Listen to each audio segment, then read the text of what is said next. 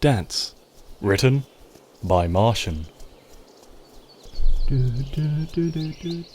Sun-kissed grass swished against hooves, green blades soft and tickling against yellow legs only a few inches longer than their tips.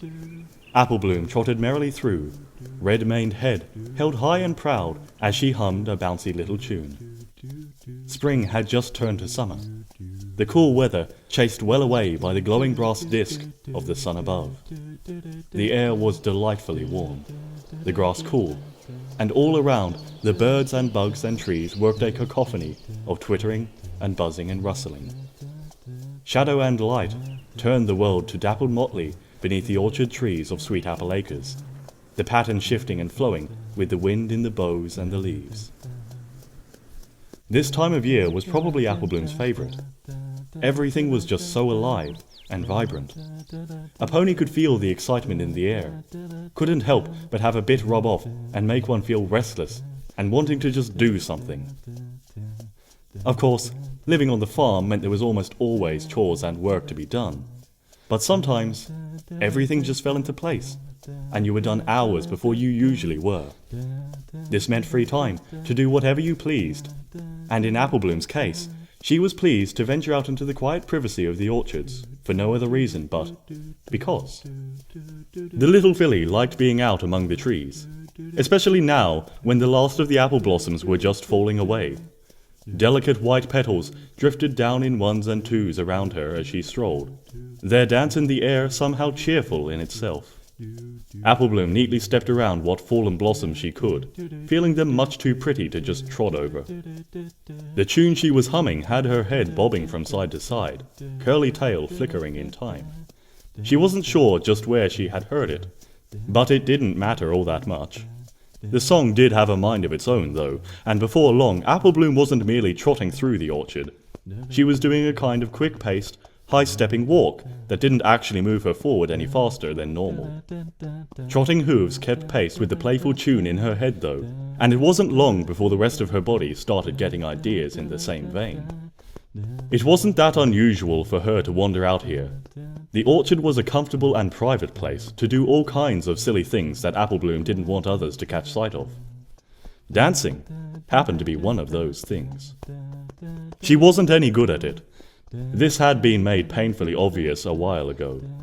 Applebloom dancing was either a national disaster in the making, or the funniest event of the year. Neither was really something she was proud of, so she didn't even try it where others could see. But here in the orchard, well, there was no one to see, no one to point and laugh and make fun of her later. Bad at dancing she might be, but Applebloom loved the feeling of movement. She loved to just let herself go. She was bouncing along happily now, with a bright grin, eyes closed, her curly tail following in her wake. She spun and whirled, up onto her rear hooves to drift across the open grass, whirling as she went, all as light as a feather. Well, she thought herself as moving as light as a feather. Oof! She fell down twice, and hit a tree once. Ow! But those were outside problems. After a few moments there were fresh grass stains on her legs and flank, and a few errant blades of grass stuck in her mane. Her pink bow had a twig stuck through it. It was stupid, and silly, and awkward, but out here with no one watching, all that mattered was how fun it was. And maybe, just maybe, Applebloom might have been starting to get better. It was a secret hope in her heart of hearts, a wish that she would actually turn out to be an amazing dancer after all, if she just practiced hard enough.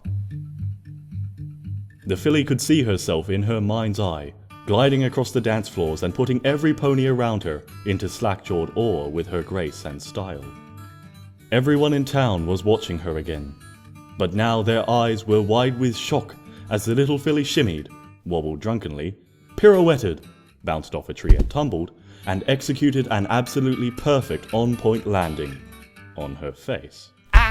The real world might have had problems with the idea of Applebloom dancing, but that's what imagination was for. In her own private world, every step and twirl was perfection. She was giggling and breathless in a few short minutes, and so brought her imaginary dance recital to a close with a wobbly bow. The sound of applause and whistles sharp in her mind's ear. She opened her eyes. Applejack was standing not a half-dozen steps away, leaning against a tree and staring right at Applebloom, smirking at Applebloom. Every good feeling the filly had up to that point bled away in a rush. Suddenly, she could feel eyes all around, could hear the intake of air into 100 mouths that would storm out gales of laughter directed right at her. Applebloom suddenly felt heavy as lead, awkward, funny-looking. She was painfully aware of the grass and twigs in her mane and tail, the green stains on her legs.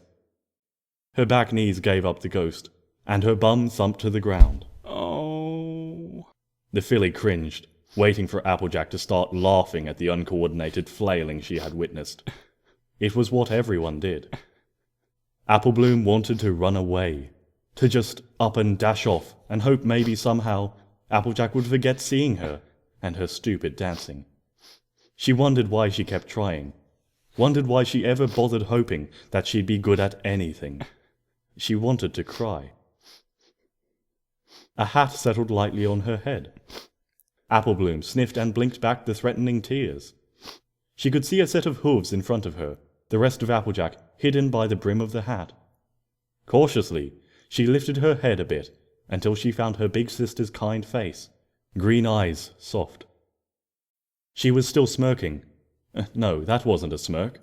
It was a smile, gentle and warmed with a sister's love.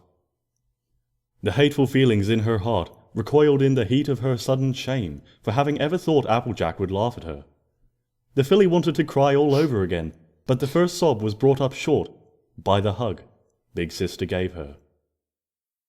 They stayed that way for a moment, chasing off the hurt and shame.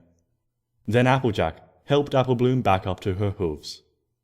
Instead of leading her back to the farmhouse, though, the blonde mare sidled up next to the red-maned filly and did something with her front hoof. Ta-tap. It was a curious movement. A neat little side-to-side with the ankle that touched either edge of the hoof to the turf smartly. Applejack did it the second time, then gave her little sister a playful bump with her flank.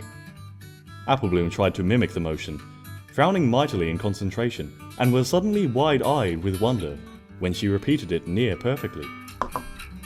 Okay, so it wasn't a pirouette on point, but she was still upright and hadn't gained any new grass stains. This was an improvement.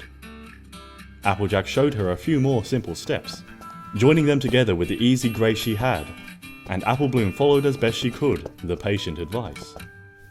It wasn't all that hard, but it took the kind of coordination the filly just never seemed to gain. When Applejack tried to have her turning in place with the steps, it only resulted in Applebloom somehow ending up on her back with her legs flailing. There was laughter in the air now, but it wasn't the hateful, hurtful sound it used to be. It was Applebloom laughing at herself. The two sisters kept trying the little step dance, kept mucking it up, and laughing themselves silly with the effort. By the end, Applebloom was giving Applejack the dancing lessons, which meant the two were whirling and tumbling about the orchard like mad things. Grass and leaves and petals and twigs were stuck in their manes, hides stained green in spots from particularly energetic tumbles into the turf. It was stupid and silly and awkward, but it was the most fun that Applebloom had ever had in her life. As the sun set over Sweet Apple Acres, Applejack trotted home, with Applebloom lying across her back. Her cheek was nestled in Big Sister's long blonde mane, and she was snoring softly through a smile that just wouldn't go away.